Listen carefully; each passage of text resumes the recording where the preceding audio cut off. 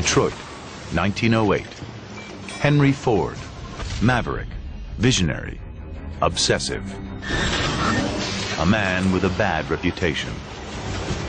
Recently let go by the company that will soon become Cadillac, he launches his third attempt to build cars.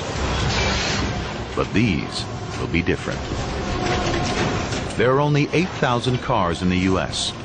Expensive toys for the wealthy, like owning a private jet today. There were dozens and dozens of small companies building cars that were essentially playthings for the rich. They were notoriously unreliable. They were not standardized. They were hand-built, essentially. And if you were going to own a car, you practically had to have your own mechanic on staff as well to keep the thing running. Nobody's figured out how to make a car that's affordable and low cost.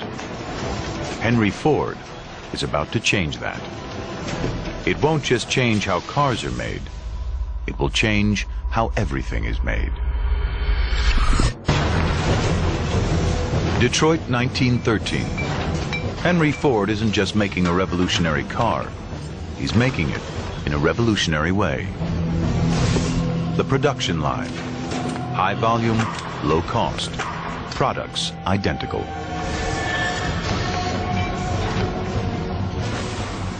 The man who places the part doesn't fasten it. The man who puts in a bolt doesn't put on the nut. And the man who puts on the nut doesn't tighten it. Work is standardized, simplified. It's a more efficient way to make everything. Mass production sweeps the nation, and it changes the world.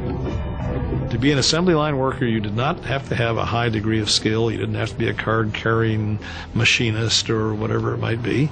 All you had to do was to learn how to turn the same wrench on the same nut 5,000 times a day, and that was your job. Prices plummet. In 1913, a Model T cost 2 years' wages. By 1924, it's just 3 months. The Model T, without question, is one of the single objects in the history of America that changed America. What Henry Ford developed was the car for the common man. The impact of this little car is massive. 300,000 sold in 1913. By 1924, there's a new Model T every 24 seconds.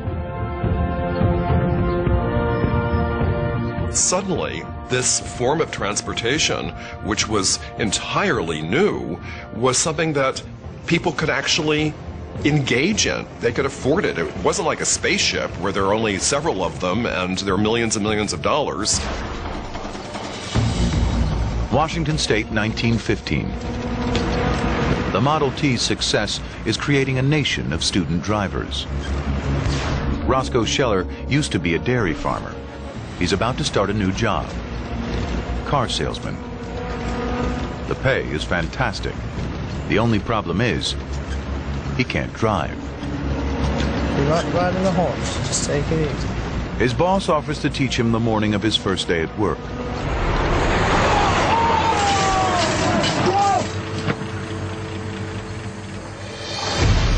It's not long before Roscoe has his first customers.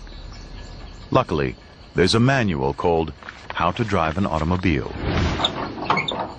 Cranking is an art that's essential for the new motorist to become proficient in. It is always a good plan, undoubtedly a good idea to learn to steer first. Steering is a very simple manipulation. An excellent plan for the beginning is to find a long, straight, and slightly downhill road, free of other traffic upon which to focus. Roscoe takes his customers for a test drive. Most are used to a horse and buggy. The majority of first-time drivers completely ignored corners.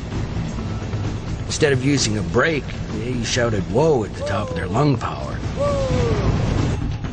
Often they demand I teach his wife and every kid old enough to reach the pedals. America's love affair with the automobile has begun. The American has a great sense of freedom and not being tied to one place. If I don't like it here, I'm going to pack everything in the car. They don't require anybody's permission. They don't have to sign out. And the automobile really enables that. When I came to America, the first thing I wanted to think about, how can I get hold of a car? I had a love affair with cars from the very beginning, because this method of movement that can enable you to see vast expanse of space is something I never experienced in China. Never. This is something I wanted to do almost more than anything else, is to buy a car.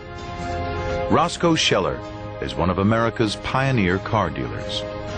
Today, America drives 2.7 trillion miles a year in vehicles that are descendants of Henry Ford's Model T. Cars. By the Roaring '20s, they are transforming the lives of millions. Now you don't have to live near work.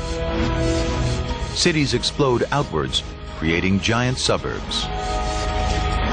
Brand new highways are built, shopping malls with giant car parks,